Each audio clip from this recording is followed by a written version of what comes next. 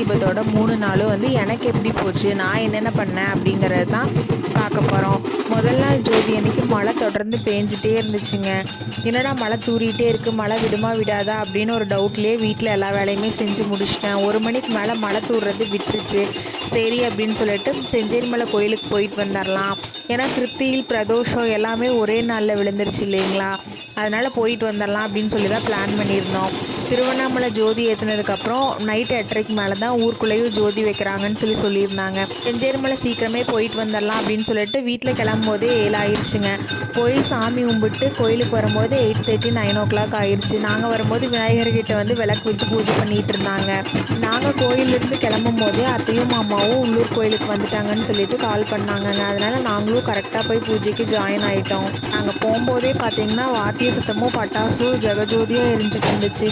கூடவே பந்தமும் பிடிச்சி கோயிலையும் 3 சுற்றி வந்து ஜோதி வச்சாச்சுங்க. விநாயகரை, முருகரை, மகாளியாத்தாவையெல்லாம் கும்பிட்டு அப்படியே அன்னதானம் வாங்கறதுக்கு போயாச்சுங்க. எங்கள் அம்மா வீட்டில எல்லாம் பார்த்தீங்கன்னா திருவண்ணாமலை ஜோதி வச்ச உடனேமே விநாயகருக்கு முதல் தீபம் வச்சுருவாங்கங்க. அதுக்கப்புறம் வீட்டில் எல்லாமே வச்சுருவாங்க. தொடர்ந்து 3 நாள் வந்து வீட்லேயும் வந்து விளக்கு பற்ற வைப்போம். ஆனால் என்னோடய ஹஸ்பண்டோட ஊரில் பார்த்தீங்கன்னா முதல் நாள் திருவண்ணாமலை ஜோதி ஏற்றினதுக்கப்புறம் நைட்டு 9:30க்கு மேலே தான் வந்து ஊருக்குள் இருக்க கோயில்லையும் ஜோதி ஏற்றுவாங்களாமாங்க. 2வது நாள் மட்டும்தான் வீட்டுக்கு வைப்பாங்க அப்படிங்கிற மாதிரி சொன்னாங்க. எனக்கு இது கேட்கவே ரொம்ப வித்தியாசமாகவும் புதுசாகவுமே இருந்துச்சு. கோயில் ஃபங்க்ஷன்லாம் முடிச்சுட்டு அன்னதானம் சாப்பிட்டு வீட்டுக்கு போகவே நைட்டு 11 மணி ஆயிடுச்சுங்க. ஜோதியோட 2வது நாள் பார்த்திங்கன்னா காலை எந்திரிக்கும் போதே மழை வந்து விட்டு விட்டு தூறிட்டே இருந்துச்சுங்க. சரி அது தூர்னா தூறிட்டு போகுது அப்படின்னு சொல்லிட்டு நம்ம எப்பவும் போல் சாப்பாட்டு வேலையெல்லாம் ஆரம்பித்தாச்சுங்க. மத்தியானம் வரைக்கும் வீட்டு வேலைகளெல்லாம் செஞ்சு முடிச்சுட்டு தீபத்தை கழுவிடலாம் அப்படின்னு சொல்லிட்டு புது தீபத்தை வந்து இந்த மாதிரி பச்சை தண்ணியில் ஊற வச்சு கழுவி எடுத்து வச்சாச்சுங்க. ஈவினிங் வந்து இதெல்லாம் பண்ணி வச்சிட்டோம் அப்படின்னா ஈவினிங் வந்து கொஞ்சம் ஈஸியாக இருக்கும் அப்படிங்கிறக்காக தண்ணியில் கழுவி எடுத்து வெயிலில் வச்சோங்க. மத்தியானத்துக்கு மேலேயுமே பார்த்தீங்கன்னா மழை தூரவே இல்லை, வெயில் வர்றக்க ஆரம்பிச்சிருச்சு. சரி பரவாயில்ல கோலம் போட்டு விட்டுறலாம் அப்படின்னு சொல்லிட்டு வாசல் எல்லாமே வலிச்சு விட்டாச்சுங்க.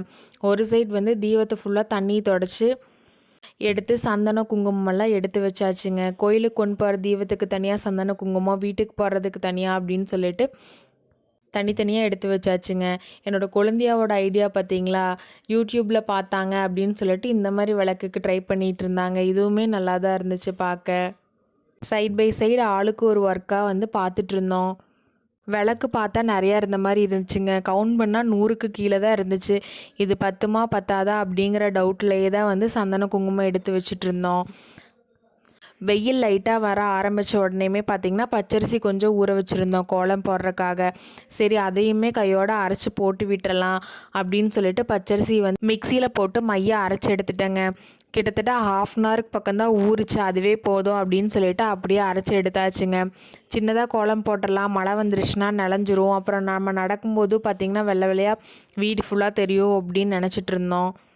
கோலம் போட்டே பல நாள் ஆயிடுச்சுங்க. அதனால சரின்னு சொல்லிட்டு ஃபஸ்ட்டு சாக் பீஸில் போட்டு மேலே வரைஞ்சிக்கலாம் மாக்கோலம் அப்படின்னு சொல்லிட்டு தான் வந்து சாக் பீஸில் போட்டிருந்தோம். நான் கடைசியாக மாக்கோலம் போட்டது அப்படின்னு பார்த்தீங்கன்னா மேரேஜுக்கு முன்னால் அப்ச்சி வீட்டில் போட்டிருந்தேங்க. போன கார்த்திகை தீபத்துக்கும் போன பொங்கலுக்கும் போட்டதுந்தான். ஆத்தா சாணியெல்லாம் போட்டு வலிச்சு விட்டுருவாங்க. கோலம் போடுறது அப்படிங்கிறது ஒரே ஆர்வமாக இருக்கும். பெருசாக போடணும், அழகாக போடணும் அப்படின்னு சொல்லிட்டு பார்த்து பார்த்து போடுவேன். அதெல்லாமே ஒரு இனிமையான நாட்கள்ங்க. இப்போ நினச்சி பார்க்கும்போது ரொம்ப சந்தோஷமாக இருக்குது. எனக்கு ஃபஸ்ட் டைம் மாக்கோலம் போட சொல்லி தந்தது யார் அப்படின்னு பார்த்தீங்கன்னா என்னோடய அம்ச்சி மட்டும்தான். எங்கள் ஆத்தாவுக்கு கோலம்னா ரொம்ப பிடிக்குங்க. ஆனால் ஆத்தா வந்து புள்ளிக்கோலம் தான் போடுவாங்க. அதுவும் அந்த காலத்து அவரைப்பந்தல் அந்த மாதிரியெல்லாம் சொல்லுவாங்க.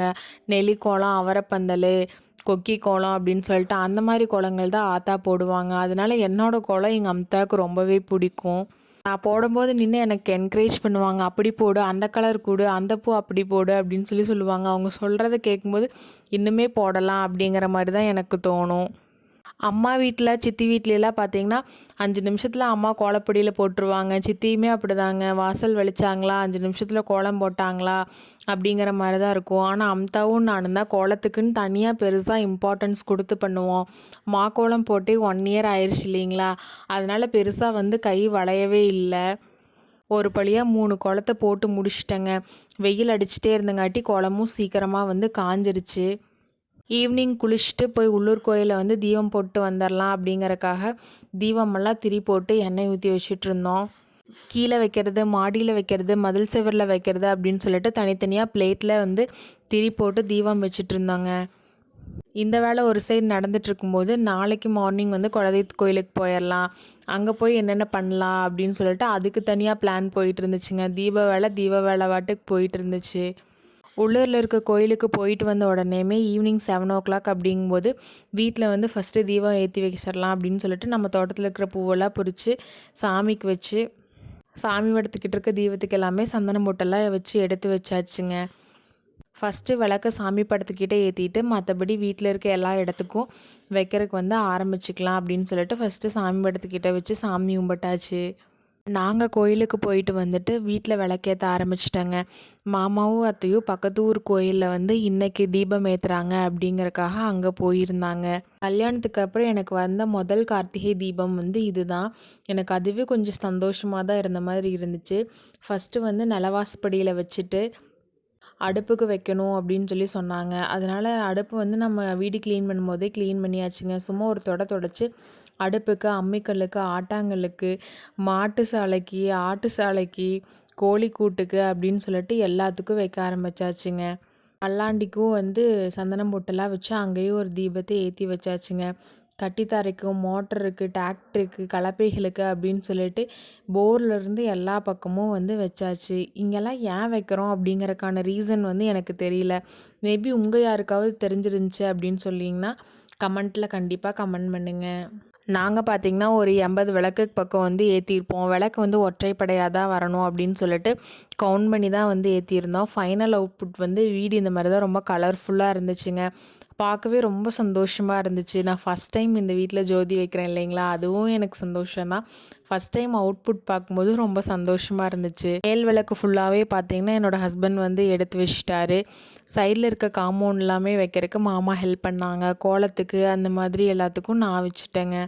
ஃபைனலாக கோலமே இப்படி தான் இருந்துச்சு. கொஞ்சம் பூ வச்சு டெக்கரேஷன் பண்ணால் பார்க்க நல்லா இருக்கவுமே அப்படின்னு சொல்லிட்டு அதுவும் ட்ரை பண்ணியிருந்தோம். நான் சின்ன வயசாக இருக்கும்போது கார்த்திகை தீபத்துக்கெல்லாம் விளக்கு நிறையா வைக்கணும், எல்லா வீட்டை விட நம்ம வீட்டில் விளக்கு நிறையா வைக்கணும் அப்படின்னு சொல்லிட்டு நிறைய விளக்கு வைப்பேன். அம்மா என்ன சொல்லுவாங்கன்னா, எல்லா எண்ணெயும் ஒரே நாளில் வச்சுட்டேன் அப்படின்னா அடுத்த 2 நாளைக்கு என்ன பண்ணுவேன் அப்படின்னு சொல்லி அவங்க பேசிகிட்டு இருப்பாங்க. எனக்கு இப்போ நினைக்கும் போது அதெல்லாமே ரொம்ப சந்தோஷமாக இருக்குது.